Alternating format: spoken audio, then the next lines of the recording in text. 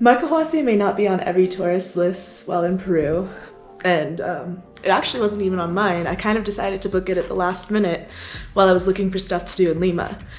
But I am really glad that I did. I booked the Marcahuasi Experience in Lima through Viator, and yeah, and it was a really good experience. The rock formations there, if you use a bit of your imagination, they actually look like faces of, they can look like faces of people, particularly the Stone of Humanity, which will be shown in this video.